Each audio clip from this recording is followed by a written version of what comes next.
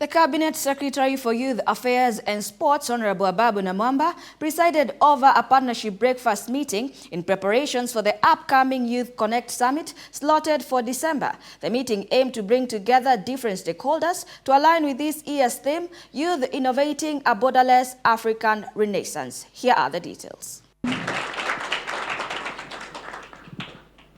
Cabinet Secretary for Youth Affairs and Sports, Ababu Namwamba, presided over a partnership breakfast meeting in preparations for the upcoming Youthconnekt Summit slotted for December and is set to bring over 20,000 youths from across Africa from the 8th to the 12th of December 2023. For and of the youth. By, for and of the youth. Let me acknowledge our very good partners from the IYF. The IYF, the International Youth Federation. Thank you very much. Thank you very much for joining us from the IYF. The IYF is such a special partner for us, and with whom we are doing some very progressive, very revolutionary programs for our young people. Ababu Namwamba emphasized in his remarks that Kenya is the newest and the 32nd member state of the Youthconnekt Africa Summit 2023. He stated that he is proud to have signed instruments of accession and very proud to have fully pledged Youthconnekt Africa Kenya chapter. That is why for us as a country, we are very proud, number one, to be the newest member of Youthconnekt Africa, the 32nd member state of Youthconnekt Africa. We are very proud to have signed the instruments of accession early this year. We are very proud that we now have a full-fledged chapter for Youthconnekt, Kenya Country chapter. And we are very proud that in the same year that we become the newest member of Youthconnekt Africa, we also have the honor of hosting the 6th summit.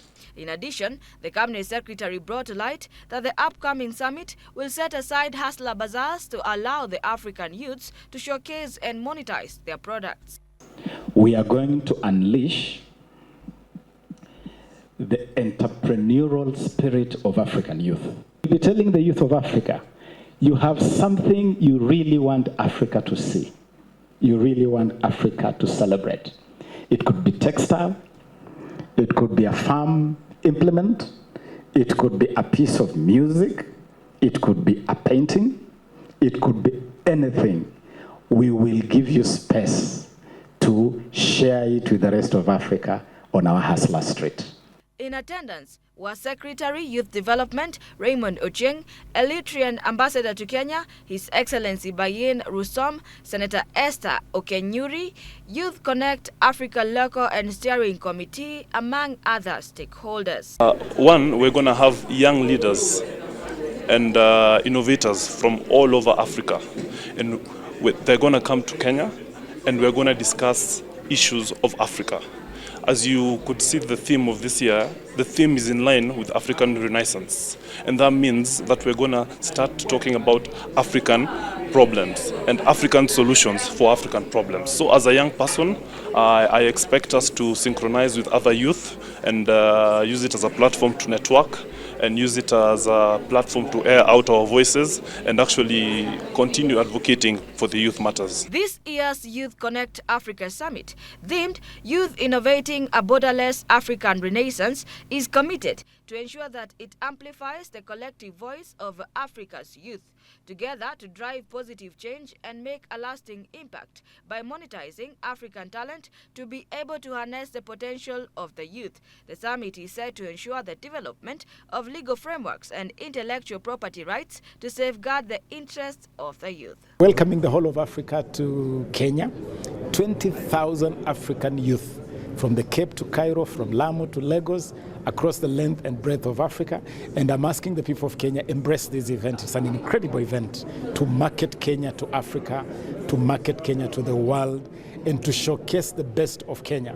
We're going to be using this event to showcase Kenyan innovation, African innovation, to showcase entrepreneurship, the entrepreneurial spirit of our young people.